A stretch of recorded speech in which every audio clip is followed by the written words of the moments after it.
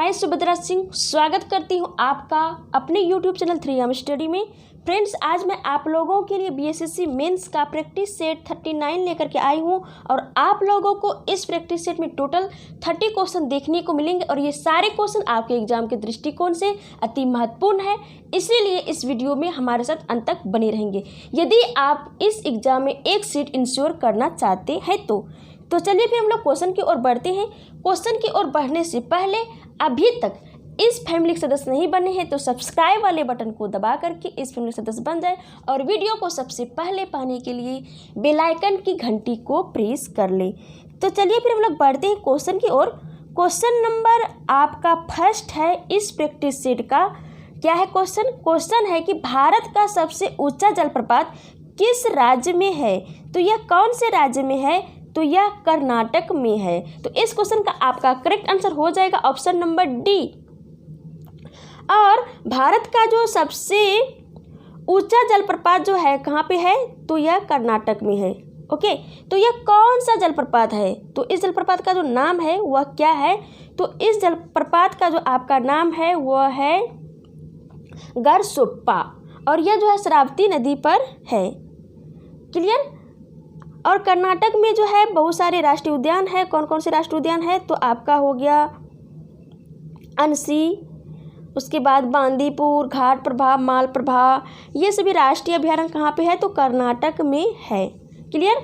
और महाराष्ट्र में कौन कौन सा राष्ट्रीय अभयारण्य है? तो नवेगांव, तनसा, तडोबा, बोरीवली, उसके बाद और सभी राष्ट्रीय अभयारण्य है। तो ये सभी जो मैं जितना बताई हूँ आप लोगों को तो ये बहुत ही इम्पोर्टेंट है। और असम में आपका हो गया नमेरी, गर्म पानी, उसके बाद मानस, काजीरंगा, ये सभी असम में है और आंध्र प्रदेश में भी है। तो आप लोगों के लिए होमवर्क रहा कि आंध्र प्रदेश में जो है कौन कौन से इम्पोर्टेंट राष्ट्रीय उद्यान है। क्लियर? अब बढ़ते हैं आपके अगले क्वेश्चन की ओर। क्वेश्चन नंबर आपका 2 है। क्या है कि नींबू के रस का pH मान कितना होता है? तो नींबू का जो रस होता है वह क्या होता है? अम्लीय होता है। तो इसी कारण से जो है नींबू के रस का जो pH मान होता है वह 7 से कम होता है। तो इस क्वेश्चन का आपका करेक्ट आंसर हो जाएगा ऑप्शन नंबर सी। क्लियर? अब बढ़ते हैं आपके अगले क्वेश्चन की ओर। क्वेश्चन नंबर आपका 3 है। क्या है कि निम्न में से दिल्ली का कौन सा प्राचीन स्मारक विश्व धरोहर स्मारक नहीं है? तो ए है आपका लाल किला, बी है आपका जंतर मंतर, सी है आपका हुमायूं का मकबरा, डी है आपका कुतुब मीनार। तो इस क्वेश्चन का आपका करेक्ट आंसर हो जाएगा option number B, Jantar Mantar. और यहाँ पे आप लोग एक पॉइंट को फोकस करेंगे, वह कौन सा पॉइंट है? यह है कि यह जंतर मंतर जो है आपका दिल्ली वाला है। दिल्ली में जो जंतर मंतर है वह जो है विश्व धरोहर स्थल स्मारक में शामिल नहीं किया गया है। बट जंतर मंतर जो कि जयपुर में है वह जो है जयपुर वाला जो है विश्व धरोहर स्मारक में शामिल किया जा चुका है। और ये तीनों जो है आपका लाल किला, हुमायूं का मकबरा और कुतुब मीनार, ये तीनों जो है ऑलरेडी विश्व धरोहर स्मारक घोषित किया जा चुका है। क्लियर? अब बढ़ते हैं आपके अगले क्वेश्चन की ओर। क्वेश्चन नंबर आपका 4 में है कि कौन सा गैसीय चक्र नहीं है? ओके, तो आपका ए है आपका सोडियम, बी है आपका ऑक्सीजन, सी है आपका कार्बन, डी है आपका यहाँ पे सॉरी Ha नहीं होगा, आपका हो जाएगा H2। क्लियर? तो इस क्वेश्चन का आपका करेक्ट आंसर हो जाएगा ऑप्शन नंबर डी, H2। और सोडियम, ऑक्सीजन एवं कार्बन ये तीनों जो है गैसीय चक्र है। क्लियर? अब बढ़ते हैं आपके अगले क्वेश्चन की ओर। क्वेश्चन नंबर आपका 5 में है कि किसका परमाणु ईंधन के रूप में प्रयोग नहीं होता है? तो आइए हम लोग ऑप्शन को क्विकली देखते हैं, उसके बाद करेक्ट आंसर को चूज करेंगे। तो ए है आपका यूरेनियम, बी आपका थोरियम, सी आपका प्लूटोनियम, डी आपका लेड। तो इस क्वेश्चन का आपका करेक्ट आंसर हो जाएगा ऑप्शन नंबर क्या हो जाएगा? D, lead. क्या हो जाएगा? लेड। लेड जो होता है यह परमाणु ईंधन के रूप में प्रयोग नहीं होता है। ओके, तो परमाणु ईंधन के रूप में कौन कौन से प्रयोग होता है? तो आपका यूरेनियम, थोरियम एवं प्लूटोनियम प्रयुक्त होता है। और यहाँ पे आपका बहुत ही इम्पोर्टेंट पॉइंट बनता है एग्जाम के दृष्टिकोण से। तो आइए हम लोग उस इम्पोर्टेंट पॉइंट को जानते हैं। देखिए, जैसे कि आप लोगों को पता ही होगा कि द्वितीय विश्व युद्ध के दौरान जो है जापान के 2 जगह में जो है अमेरिका के द्वारा परमाणु बम गिराए गए थे। ओके, तो वो कौन कौन से जगह पर गिराए गए थे? तो नागासाकी एवं हिरोशिमा। पहले हिरोशिमा गिराए गए थे, सॉरी नहीं, पहले कहाँ पे गिराया गया था? तो पहले नागासाकी में, उसके बाद हिरोशिमा में गिराया गया था। तो हिरोशिमा पर नागासाकी में कब गिराया गया था? नागासाकी आपका 6 अगस्त 1945 में गिराया गया था आपका नागासाकी में, और हिरोशिमा में आपका 9 अगस्त को गिराया गया था। ओके, तो नागासाकी में जो 6 अगस्त को गिराया गया था, और कौन सा बम गिराया गया था? वो परमाणु बम गिराया गया था। ओके, तो उस परमाणु बम में जो है कौन सा जो है परमाणु ईंधन प्रयुक्त हुआ था? तो जो 6 अगस्त को जो हुआ था उसमें यूरेनियम, कौन सा? यूरेनियम 235 जो है परमाणु ईंधन प्रयुक्त हुआ था, जो कि नागासाकी में गिराया गया था। ओके, और जो 9 अगस्त को हिरोशिमा में गिराया गया था, तो इसमें कौन सा परमाणु ईंधन प्रयुक्त हुआ था उस बम में? तो वह प्लूटोनियम, कौन सा? प्लूटोनियम 239। तो मैं फिर रिपीट कर दे रही हूँ क्योंकि बहुत ही इंपॉर्टेंट पॉइंट है। देखिए, जो नागासाकी में गिराया गया था 6 अगस्त 1945 को, उसमें जो परमाणु ईंधन प्रयुक्त हुआ था परमाणु बम में, वह था आपका यूरेनियम 235। और जो 9 अगस्त को हिरोशिमा में गिराया गया था, तो उसमें उस परमाणु बम में कौन सा परमाणु ईंधन था? तो वह प्लूटोनियम 239 था। क्लियर? अब बढ़ते हैं आपके अगले क्वेश्चन की ओर। क्वेश्चन नंबर आपका 6 में है कि ओजोन छिद्र के लिए कौन उत्तरदायी होता है? तो कौन होता है? CFC होता है। तो इस क्वेश्चन का आपका करेक्ट आंसर हो जाएगा ऑप्शन नंबर डी। क्या हो जाएगा? डी हो जाएगा। और इसको हम फ्रीऑन के नाम से भी जानते हैं। देखिए, ये सुनने में लगता है कि यह निष्क्रिय गैस का ही एक पार्ट है, क्योंकि निष्क्रिय गैस में आपके 6 निष्क्रिय गैस होते हैं। तो कौन कौन सा? Helium, radon, xenon, krypton. तो उसी तरह से आपको लगता है कि फ्रीऑन भी उसी में शामिल होगा, बट यह नहीं है। आप यहाँ पे फोकस करेंगे, ओके, नहीं करेंगे फोकस तो आप रॉन्ग आंसर को क्लिक करके आएंगे। तो ये चारों जो है क्या कौन से गैस है? तो ग्रीन हाउस गैस है। और ग्रीन हाउस गैस का जो मुख्य घटक होता है वह होता है आपका CO2। यदि सारे पूछे तो आपका हो जाएगा CO2, SO2, O2, CFC। But मुख्य घटक की बात किया जाए तो वह आपका CO2 होगा। क्लियर? अब बढ़ते हैं आपके अगले क्वेश्चन की ओर। क्वेश्चन नंबर आपका 7 में है कि निम्नलिखित नदियों में से कौन सी नदी पश्चिमी घाट से निकलती है? ओके, तो आइए हम लोग ऑप्शन को देखते हैं। ए में आपका है घग्गर, बी में आपका कृष्णा, सी में आपका दामोदर, डी में आपका सोन। तो इस क्वेश्चन का जो आपका करेक्ट आंसर हो जाएगा वह क्या होगा? कौन सा हो जाएगा? ऑप्शन नंबर बी, कृष्णा नदी। कृष्णा नदी जो है पश्चिमी घाट से निकलती है। और पश्चिमी घाट में कौन से पर्वत के समीप से निकलती है? तो पश्चिमी घाट में जो महाबलेश्वर की पहाड़ी है, तो उसी से कृष्णा नदी निकलती है। क्लियर? देखिए, ये मान लीजिए भारत का पश्चिमी घाट है, ये पूर्वी घाट है। मैं समझाने के लिए आप लोगों को बता रही हूँ। तो इसी में जो है महाबलेश्वर की पहाड़ी है पश्चिमी घाट के समीप, तो इसी से जो है कृष्णा नदी निकलती है और फाइनली जो है कहाँ पे आकर के गिरती है? बंगाल की खाड़ी में आकर के गिर जाती है। क्लियर? और दामोदर जो है आपका छोटा नागपुर के पठार से निकलता है, और सोन जो है आपका अमरकंटक की पहाड़ी से निकलती है। कौन सा? अमरकंटक की पहाड़ी से निकलती है। क्लियर? तो ये सारे पॉइंट को आप लोग माइंड में रखेंगे। और सोन नदी जो है कहाँ पे जाकर के मिलती है? तो ये जो गंगा नदी में जाकर के मिलती है, और बिहार के पटना के पास जो है ये गंगा नदी में जाकर के मिल जाती है। और बिहार में यह कहाँ पे प्रवेश करती है? तो ये बिहार में जो है कहाँ पे प्रवेश करती है? डेहरी ऑन सोन के पास प्रवेश करती है। जब ये झारखंड से बिहार में प्रवेश करती है तो डेहरी ऑन सोन के पास प्रवेश करती है। देखिए, ये पॉइंट इसलिए जानना आवश्यक हो जाता है क्योंकि आप बिहार का एग्ज़ाम देने जा रहे हैं, इसीलिए इसका जो तैयारी कर रहे हैं, बिहार के एग्जाम की तैयारी कर रहे हैं, इसलिए जानना जरूरी हो जाता है। क्लियर? अब बढ़ते हैं आपके अगले क्वेश्चन की ओर। क्वेश्चन नंबर आपका 8 में है कि मरियाना ट्रेंच, कौन सा? मरियाना ट्रेंच किस महासागर में स्थित है? तो यह जो है कौन सा महासागर में सिचुएटेड है? तो यह प्रशांत महासागर में सिचुएटेड है। तो इस क्वेश्चन का आपका करेक्ट आंसर हो जाएगा ऑप्शन नंबर बी, प्रशांत महासागर। ओके, और प्रशांत महासागर में जो मरियाना ट्रेंच है तो इसकी जो कुल गहराई है मरियाना ट्रेंच का कितना है, 11,033 मीटर। Okay clear. और प्यूरिटो रिको गर्त कौन सा, बहुत ही टेढ़ा नाम है, कोई बात नहीं, हम लोग स्लोली ही लेकिन जानेंगे जरूर।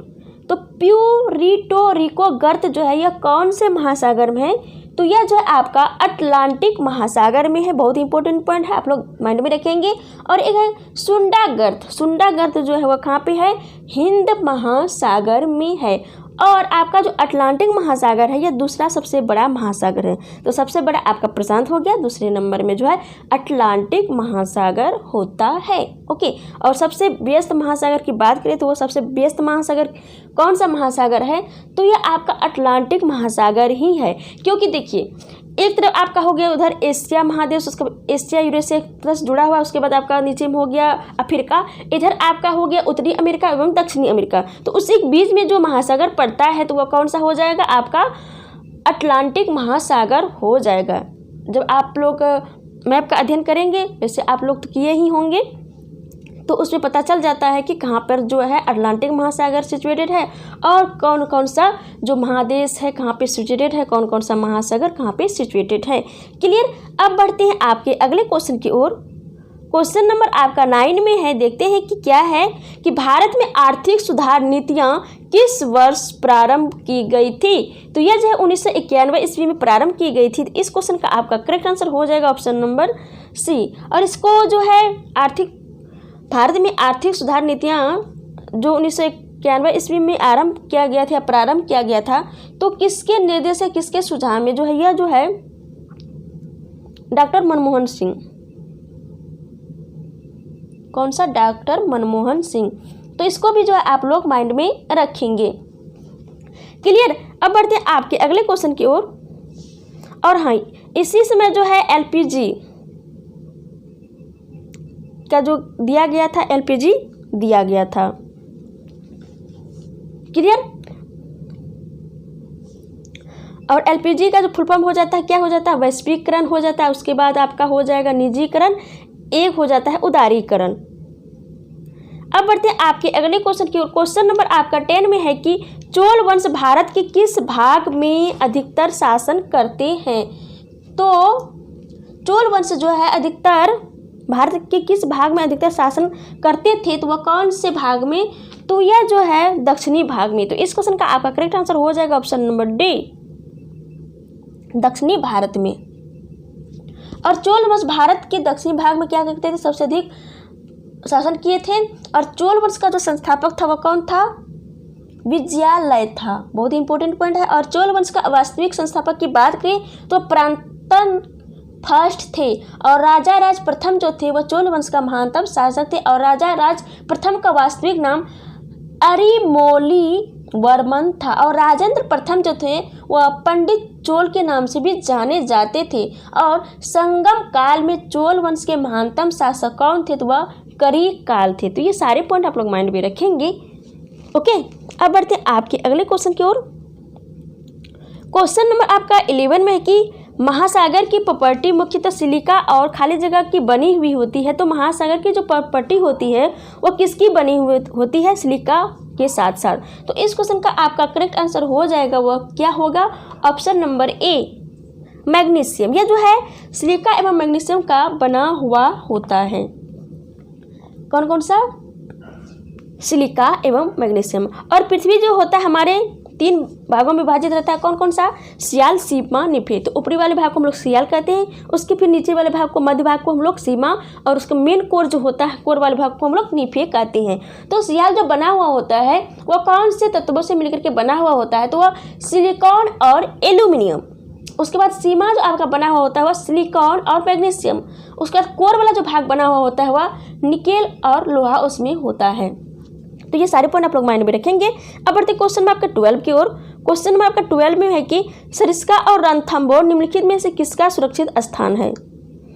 तो यहाँ पे क्वेश्चन का तात्पर्य है कि सरिस्का और रणथंभौर जो है वह किसके लिए प्रसिद्ध है। तो ये किसके लिए प्रसिद्ध है, तो यह जो है आपका किसके लिए प्रसिद्ध है? यह बाघ के लिए प्रसिद्ध है। तो इस क्वेश्चन का आपका सी करेक्ट आंसर हो जाएगा। और बाघ की चर्चा की है तो बाघ के बारे में और भी जान लेते हैं कि बाघ की सुरक्षा के लिए यहाँ पे भारत में कब जो है प्रोजेक्ट लाया गया, तो ये सब के बारे में जानते हैं। तो 1973 ईस्वी में जो है टाइगर रिजर्व प्रोजेक्ट की स्थापना की गई थी। बहुत ही इंपॉर्टेंट पॉइंट है, बहुत ही बार एग्जाम में क्वेश्चन आ चुका है और आपके एग्जाम में हो ना हो इससे क्वेश्चन देखा जा सकता है। क्लियर? और हाँ, बाघ की संख्या जो है पूरे विश्व में सबसे ज़्यादा यदि पूछा जाए कि कहाँ पे है, तो यह जो है भारत में ही है। और आप लोग कमेंट बॉक्स में कमेंट करके ज़रूर बताएं कि बाघों की संख्या भी प्रेजेंट टाइम में कितना है। ओके, अब बढ़ते क्वेश्चन नंबर आपके 13 की ओर। क्वेश्चन नंबर आपका 13 में कि उस मान को खाली जगह मात्रक द्वारा प्रदर्शित किया जाता है, तो हम लोग किससे प्रदर्शित करते हैं? kj/kg से। तो इस क्वेश्चन का आपका करेक्ट आंसर हो जाएगा ऑप्शन नंबर बी। देखिए यहाँ पे हम लोग उष्मा की चर्चा किए हैं, तो उष्मा के बारे में हम लोग और कुछ जान लेते हैं। ओके, तो उष्मा का जो एसआई मात्रक होता है वह क्या होता है? आपका जूल प्रति किग्रा होता है। और उष्मा का एक स्थान से दूसरे स्थान पर जाने को ही हम लोग क्या कहते हैं? उष्मा का संचरण कहते हैं। क्या कहते हैं? उष्मा का संचरण कहते हैं।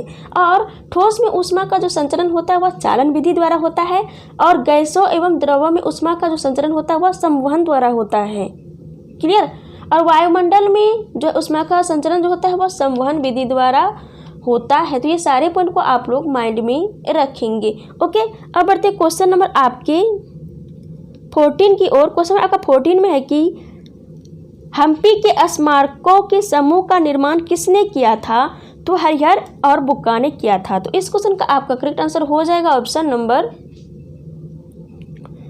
ए, हरिहर और बुक्का ने। और हरिहर और बुक्का ने जो है 1336 ईस्वी में विजयनगर साम्राज्य की स्थापना की थी। किसकी? विजयनगर साम्राज्य की स्थापना हरिहर और बुक्का ने जो है 1336 ईस्वी में किए थे। और विजयनगर किसका? विजयनगर राज्य की राजधानी कहाँ पे है? तो हम्पी में है। और हम्पी जो है तुंगभद्रा नदी के तट पर है। और विजयनगर साम्राज्य के महानतम शासक कौन थे? तो कृष्णदेव राय थे।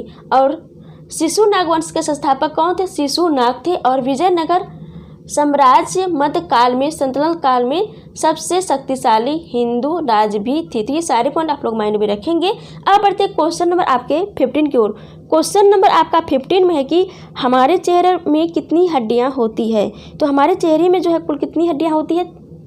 14। तो इस क्वेश्चन का आपका राइट आंसर हो जाएगा ऑप्शन नंबर सी। देखिए, कुल खोपड़ी में कितनी हड्डी होती है? तो 29 होती है, जिसमें से 8 आपका कपाल को हो जाता है, उन 14 जो आपका किसका हो जाता है? तो चेहरा का। तो 14 और 8 कितना हो गया? 22 हो गया। और 6 आपका हो जाता है कान का, दोनों कान मिला करके। और 1 होता है खोपड़ी के बीच में ही हड्डी पाया जाता है। तो कुल मिलाकर कितना हड्डी हुआ? 29 हड्डी हुआ। तो इसको आप लोग माइंड में रखेंगे। और एक वयस्क मनुष्य के शरीर में कुल कितनी हड्डी होती है? तो 206 हड्डी होती है। और सबसे छोटी हड्डी कौन सी होती है? तो वह स्टेपिज होती है, जो कि कान पे होती है। और सबसे बड़ी हड्डी आपका फीमर की हड्डी होती है। क्लियर? अब बढ़ते आपके अगले क्वेश्चन की ओर। क्वेश्चन नंबर आपका 16 में है कि हेलोफाइट वे पौधे होते हैं जो खाली जगह में उगते हैं। तो ए है आपका ताज़ा पानी, बी है आपका ठंडा पानी, सी है आपका तालाब, डी है आपका खारा पानी। तो हेलोफाइटा पौधे कहाँ पे उगते हैं? तो इस क्वेश्चन का आपका जो करेक्ट आंसर हो जाएगा ऑप्शन नंबर हो जाएगा डी। खारा पानी जो है हेलोफाइट, खारा पानी में उगने वाले पौधे को हम लोग हेलोफाइटा के नाम से जानते हैं। आइए हम लोग और कुछ वनस्पति के बारे में जानते हैं कि कौन से वनस्पति किस जगह उगने से जो है उसका नाम चेंज हो जाता है। तो एक होता है हाइग्रोफैटा। कौन सा? हाइग्रोफैटा। यह पौधा जो होता है यह दलदली एवं भूमध्य रेखीय उष्ण आर्द्रता वाली वनस्पति को हम लोग हाइग्रोफैटा कहते हैं। एक होता है ट्रोफोफाइटा। ट्रोफोफाइटा जो होता है उष्ण कटिबंधीय जलवायु वाले घास एवं वनस्पति को कहते हैं। एक होता है हाइड्रोफाइट। हाइड्रोफाइट जो होता है जल प्लावित क्षेत्रों की वनस्पति को कहते हैं। एक होता है लिथोफाइट। लिथोफाइट जो होता है कड़ी चट्टानों में उगने वाली वनस्पति को हम लोग क्या कहते हैं? लिथोफाइट कहते हैं। तो ये सारे पॉइंट आप लोग माइंड में रखेंगे। ओके, अब बढ़ते हैं क्वेश्चन नंबर आपके 17 की ओर। क्वेश्चन में आपका 17 में कि फेलिस कैटस का वैज्ञानिक नाम क्या है? तो फेलिस कैटस का वैज्ञानिक नाम क्या होता है? बेली। तो इस क्वेश्चन का आपका करेक्ट आंसर हो जाएगा ऑप्शन नंबर ए। क्या हो जाएगा, ए आपका राइट आंसर हो जाएगा बिल्ली। क्लियर। अब बढ़ते हैं क्वेश्चन नंबर आपके 18 की ओर। क्वेश्चन नंबर आपका 18 में है कि प्राकृतिक गैस का प्रमुख घटक कौन सा है। तो प्राकृतिक गैस का जो प्रमुख घटक होता है वह क्या होता है, मीथेन। तो इस क्वेश्चन का आपका करेक्ट आंसर हो जाएगा ऑप्शन नंबर बी। और प्राकृतिक गैस जो होता है पेट्रोलियम कुआं से निकलती है और इसमें जो होता है 95% क्या होता है, हाइड्रोकार्बन होता है। क्लियर। और प्राकृतिक गैस का द्रव्य अवस्था जो होता है वह क्या कहलाता है, एलपीजी कहलाता है, या एलपीजी में उसका प्रयोग होता है। और एलपीजी में जो है ब्यूटेन एवं प्रोटेन के मुख्य घटक पाए जाते हैं। और गोबर गैस में जो होता है 65% मीथेन पाया जाता है। और धान के खेत से क्या पाया जाता है, तो मीथेन गैस प्राप्त होती है। तो ये सारे पॉइंट को आप लोग माइंड में रखेंगे क्योंकि एग्जाम के दृष्टिकोण से आपके अति महत्वपूर्ण है। क्लियर। अब बढ़ते क्वेश्चन नंबर आपका 19 की ओर। क्वेश्चन आपका 19 में कि कोलकाता के विक्टोरिया मेमोरियल का खाली जगह द्वारा निर्माण किया जाना प्रस्तावित किया गया था। तो किसके द्वारा जो है कोलकाता के विक्टोरिया मेमोरियल की स्थापना की गई थी। तो आइए हम लोग ऑप्शन को देखते हैं। ए में आपका लॉर्ड कैनिंग, बी में आपका है क्या है, लॉर्ड कर्जन, सी में आपका है विलियम हेस्टिंग्स, डी में आपका लॉर्ड विलियम बेंटिंग। तो इस क्वेश्चन का आपका करेक्ट आंसर हो जाएगा option number B, Lord Curzon के समय में हुआ था। ओके। और विक्टोरिया को जो है केसर ए हिंद की उपाधि दिल्ली दरबार आयोजन पर दिया गया था। किसको, विक्टोरिया को। तो ये भी पॉइंट आप लोग माइंड में रखेंगे। विक्टोरिया कौन थी, तो ब्रिटेन की महारानी थी। तो इन सारे पॉइंट को आप लोग माइंड में रखेंगे। अब बढ़ते हैं आपके क्वेश्चन नंबर 20 की ओर। क्वेश्चन नंबर आपका 20 में है क्या है कि ऑल इंडिया रेडियो, क्या है क्वेश्चन, ऑल इंडिया रेडियो की स्थापना किस वर्ष हुई थी। तो यह जो है 1936 ईस्वी में हुई थी। तो इस क्वेश्चन का आपका करेक्ट आंसर हो जाएगा ऑप्शन नंबर सी, 1936 में।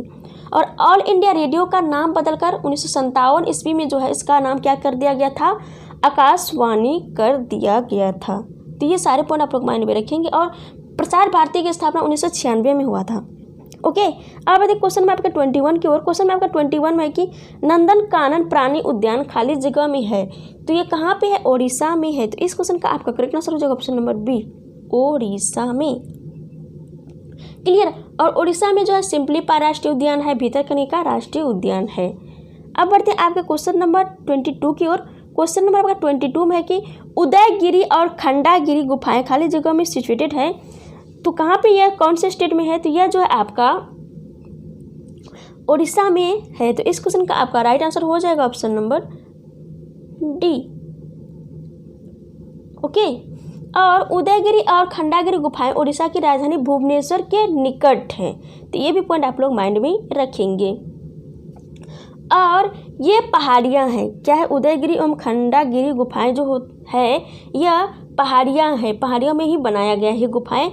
ये पहाड़ियाँ हैं और भारत के समृद्ध अतीत के ऐतिहासिक अवशेष के रूप में क्या है, स्थित है। और इस पहाड़ियों में कई गुफाएं हैं जो अधिकांशतः जैन भिक्षुओं और राजा खारवेल के समय कारगिलों द्वारा बनाई गई थी। और उड़ीसा और आंध्र प्रदेश के तटीय भाग में महेंद्रगिरी की पहाड़ी भी है। और कैमूर की पहाड़ियाँ कहाँ पे है, तो बिहार में सिचुएटेड है। देखिए कैमूर की पहाड़ियाँ जो विंध्यन क्रम की चट्टानों का ही एक क्या है, भाग है।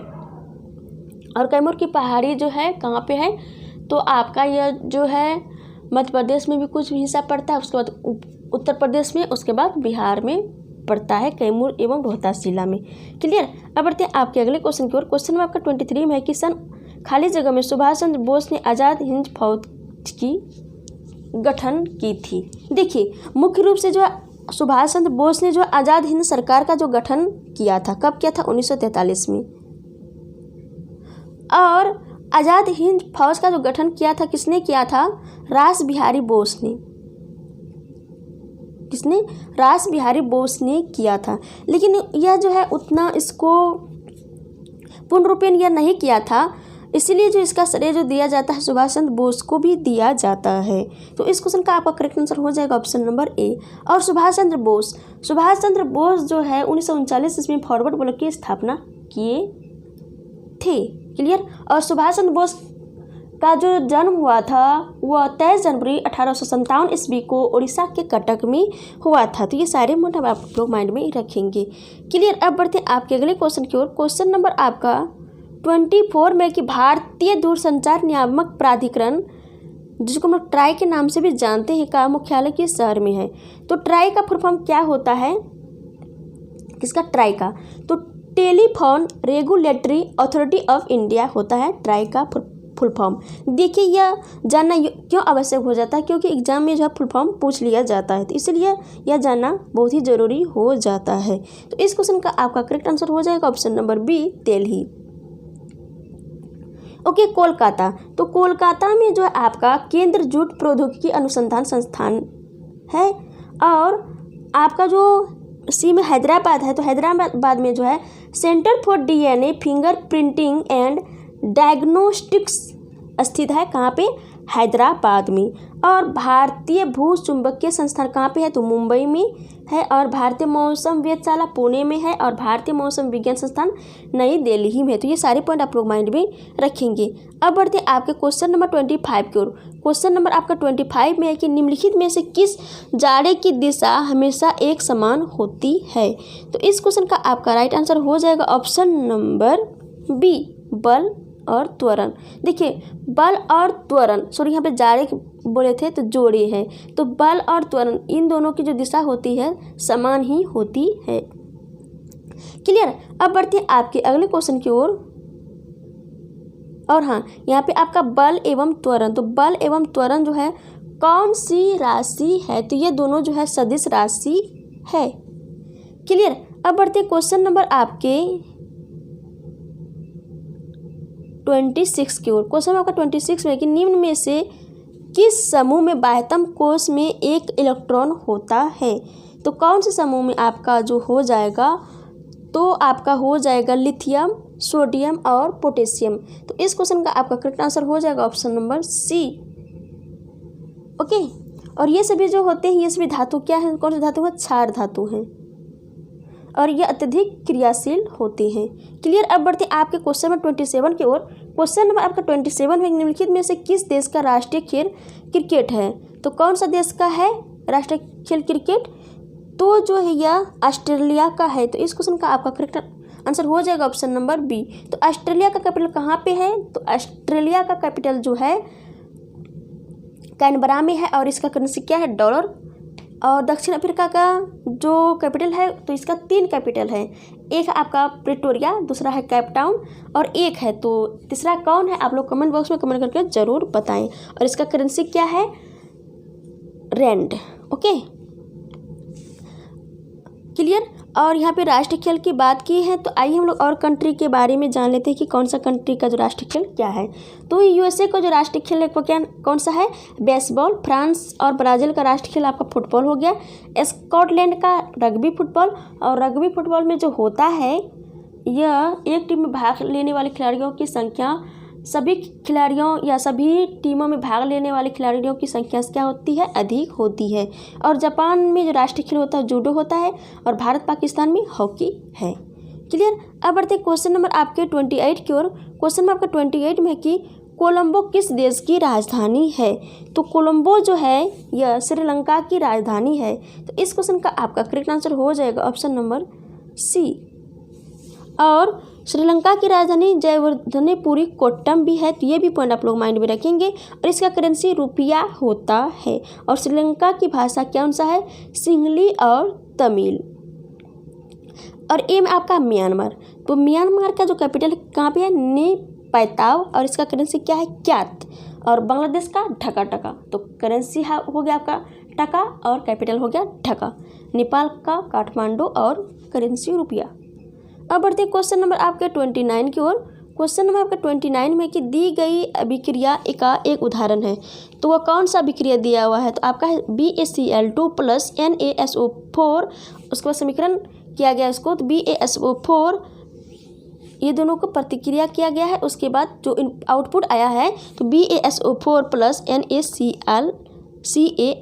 NaCl आया है। तो यह कौन सी अभिक्रिया हो जाएगी? तो यह जो आपका दोहरी विस्थापन अभिक्रिया हो जाएगी। तो इस क्वेश्चन का आपका करेक्ट आंसर हो जाएगा ऑप्शन नंबर डी। अब बढ़ते हैं आपके अगले क्वेश्चन की ओर। क्वेश्चन नंबर आपका 30 है, और यह जो है इस प्रैक्टिस सेट का आपका लास्ट क्वेश्चन है। तो क्वेश्चन क्या है कि निम्न में से कौन सा जीव मत्स्य वर्ग से संबंधित है। तो कौन से वर्ग संबंधित है, तो डॉग फिश। तो इस क्वेश्चन का आपका करेक्ट आंसर हो जाएगा option number B, dog fish. और मछलियाँ जो होती है लवणीय एवं मृदु जल में पाई जाती है, और यह जो होता है अनियत तापी जीव होता है। यह इसमें जो है गर्मी सहने की क्षमता होती है, बहुत ही नगण्य होती है, और इसमें श्वसन कुलोम द्वारा लिया जाता है। कुलोम को दूसरे शब्दों में गलफड़ के नाम से भी जानते हैं। और इसका हृदय द्विवेशमी होता है, और ये जल में अंडे देने वाले वर्टिब्रेट होते हैं। और मत्स्य वर्ग के प्राणी का शरीर भाग जो होता है रैखित एवं 22 कंकाल सल्फों के रूप में होता है। तो ये सारे पॉइंट आप लोग माइंड में रखेंगे। ओके, तो इस तरह से हम लोग इस प्रैक्टिस सेट में कितना क्वेश्चन था, तो 30 क्वेश्चन था। इन सारे क्वेश्चन को बहुत ही अच्छे तरीके से समझे और क्लियर भी किए। तो आई होप कि ये सारे क्वेश्चन आप लोगों को क्लियर हो गए होंगे। यदि लगे कि कहीं अनक्लियर है तो आप लोग ज़रूर जो है इस वीडियो को मल्टीपल टाइम्स देखें और ये सारे क्लियर हो जाएंगे। और आप लोग इस सेट का जो यदि PDF प्राप्त करना चाहते हैं तो आपका नीचे में जो है टेलीग्राम लिंक दिया हुआ है, आप इससे जाकर के जो है आप इसका PDF प्राप्त कर सकते हैं। तो thanks for watching this video.